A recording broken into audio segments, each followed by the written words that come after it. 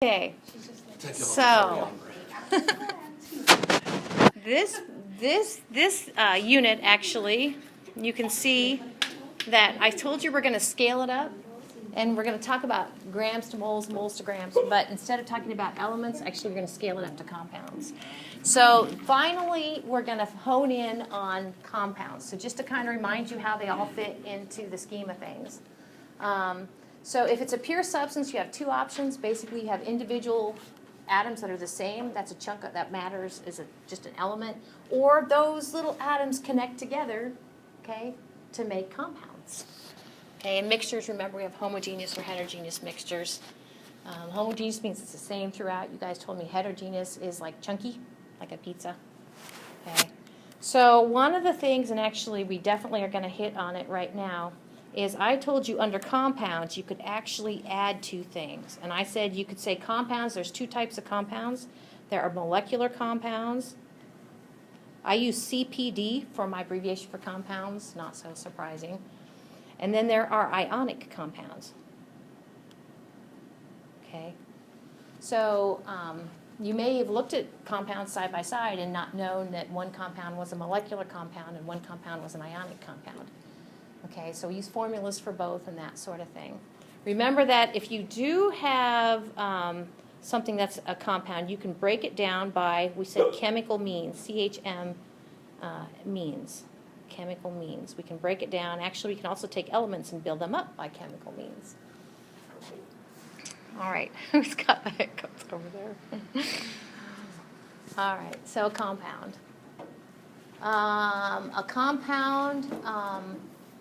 If somebody has a pile of stuff, then basically they have the same repeating unit. So, for instance, if you have a cup of water, your same repeating unit is H2O. Okay? Now, actually, notice that H2O, we would call them, and I'm going to try to kind of beat this into you. Okay? H2O, we would call those individual units molecules. Okay? And I'm going to try to convince you of this, but if you're talking about table salt, actually, those repeating units are called formula units, otherwise known as FU. I'm sorry, I just could not. Really, that's what they call formula units, FUs. I know. Okay, so I'm going to go ahead and put H2O here. Okay, for a molecule. What's the formula for table salt? NaCl. Very good. Yep. So we'll be talking more about that. I guess while I'm at it, let me go ahead and say, not so surprising, the thing we call a molecule, water molecule, is an example of a molecular compound, molecular CPD, and guess what?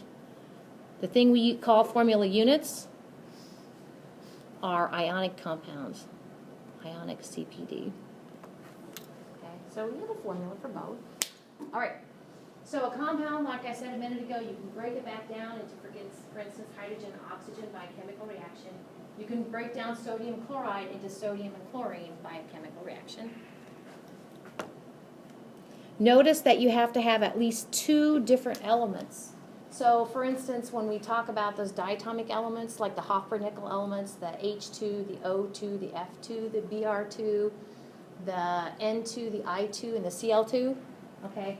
Those are not compounds because they only have one, they're the same atom that are joined together. It's a chemical bond, but they're not compounds. All right.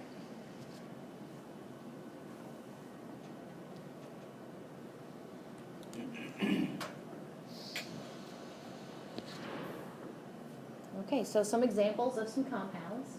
This is the repeating unit. So water is H2O, carbon dioxide, CO2. Ethane has 2 carbons and 6 hydrogens. Calcium sulfate has 1 calcium atom, 1 sulfur atom, and 4 oxygen atoms. Ammonium sulfide. Let me go ahead, and some of you already know this, but I'm going to pick on ammonium sulfide. I'm going to draw the little structure over here. It has a sulfur in the middle. Let me pick red. It has the sulfur in the middle, and it has 2 of these, what we call ammonium groups. So I'm going to do a dash up here and a dash over here. We have these NH4 groups.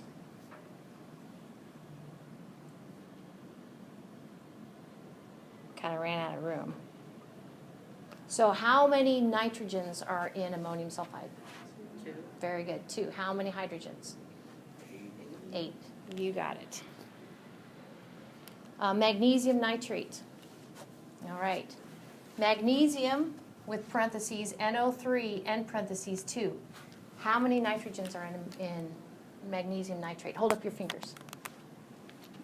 Oh, yeah. How many, and you're going to need 2 hands for this, I think. How many oxygens? Very good. You did 3 and 3 instead of 5 and 1. Okay. Very good. Actually, in case you're curious, here in this part, we're going to do a lab where it's going to be one of those dry labs. Not dry as in boring, but dry as in you can't blow the place up. So we're going to do a dry lab, pencil and paper lab, where actually you're going to be able to name these things. Name these compounds, just the bottom 3. All right. Something good to look forward to. So it sounds like you guys are okay kind of with all the how many, looking at a formula and understanding how many atoms of each type of element there are. Notice in, for instance, H2O, the O, the oxygen, has an implied 1, right? All right. So I'm going to start a column over here on the board. And it's almost like kind of a tally, like a race over here. I'm going to go molecular compounds and ionic compounds. And somebody has like blessed us with a ton of markers up here, so we are not going to run out of markers. Molecular CPD, ionic CPD. Not that it's all just about the test, but I'll tell you on your Unit 3 exam, I'm going to give you some formulas and ask you basically, and have a 50-50 chance, but you might as well go for the gold. Is that a formula of a molecular compound or an ionic compound? Okay, so characteristics. Let's see. Right off the bat, we talked about the fact that I'm going to put H2O up here, if that's okay, as an example.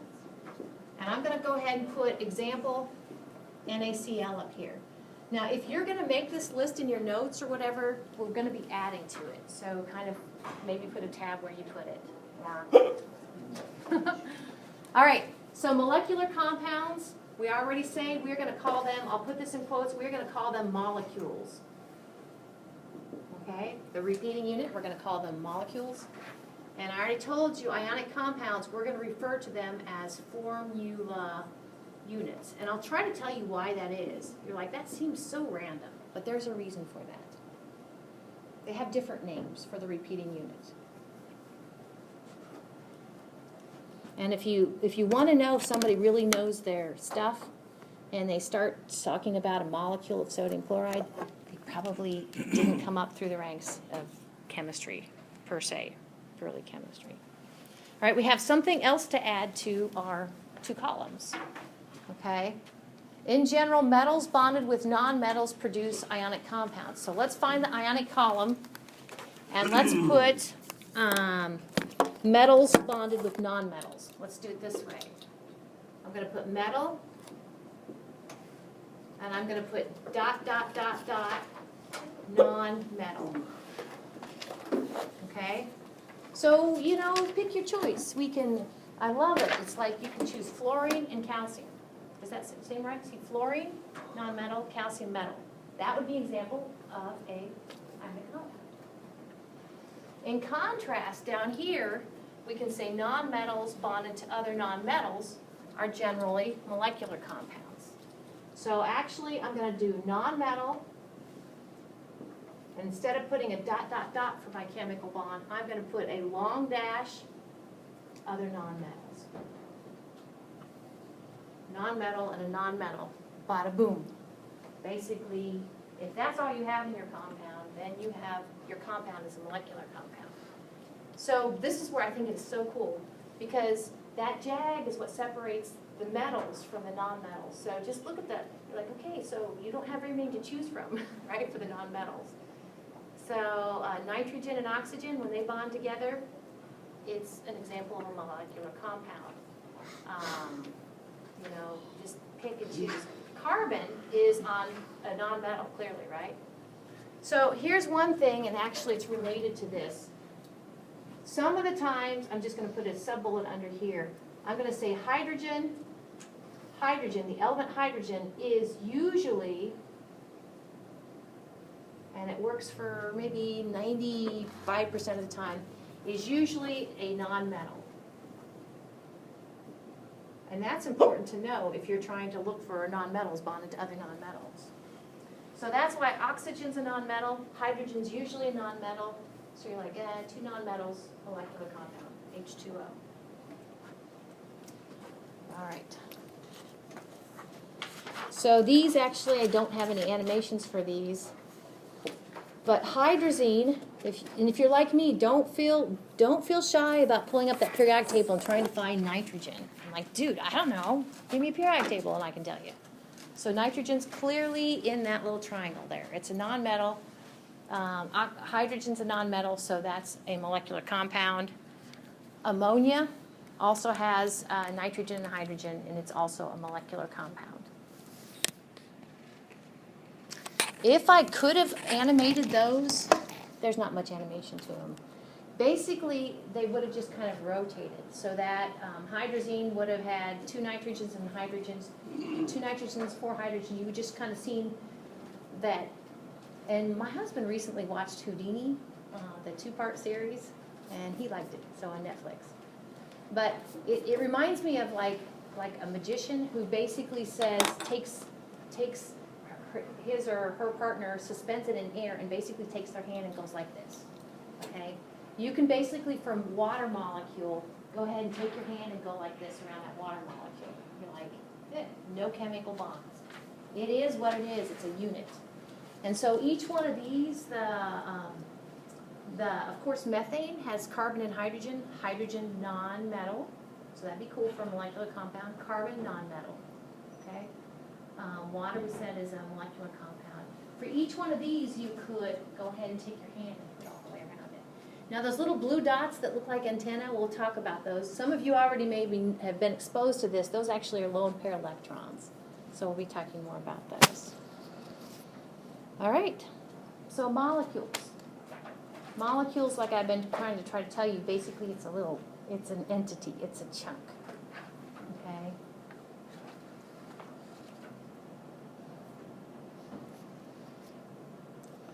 All right, ionic compounds. So we've seen these videos, but I think they're worth seeing again right quick. So I hot linked oxygen, I agree. Like, what do you mean by the middle? Well, I just mean how it's arranged. Oxygen's here, okay, and we have a hydrogen here and a hydrogen here. We'll be talking about how do you draw these. This is going to be kind of almost a Lewis structure. But the thing about oxygen is, and I don't want to kind of get ahead of myself, but the thing about oxygen is it actually has six electrons it can share.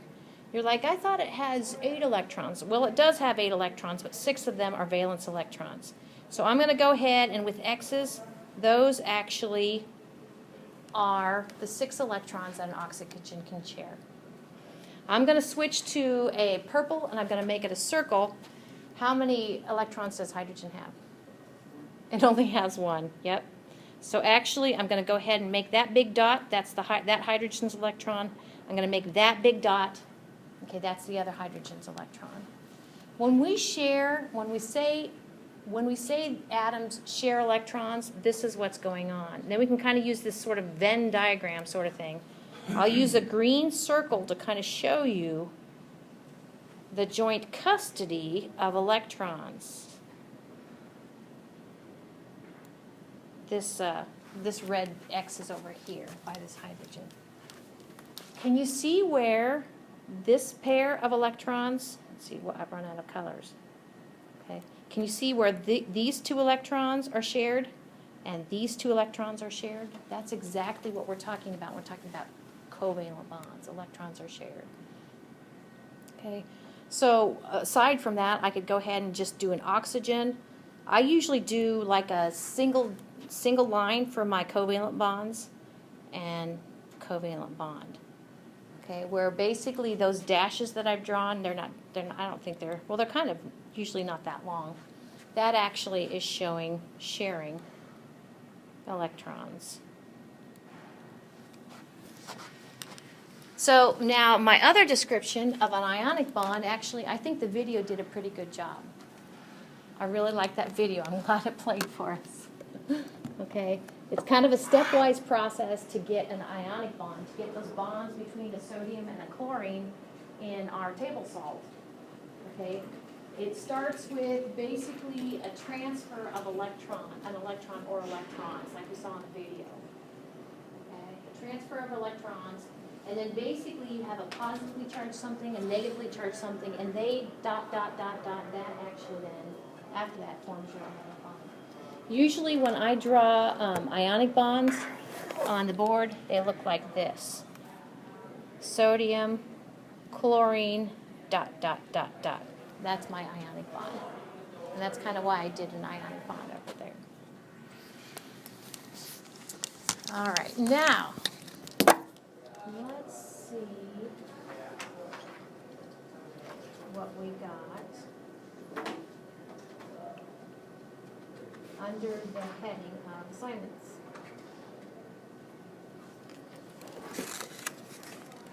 So your last slide here would say in chapter 5, number 46 and 50. And I'm going to take a quick look at that and see if we covered it yet. Okay. Has something to do with the Pauling electronegativity values. Oh, it does? We do not know We that. did not cover it. That's going to be shortly when we pick up on Monday. So there's no assignment due. But you have to remember everything all the we things. talked about.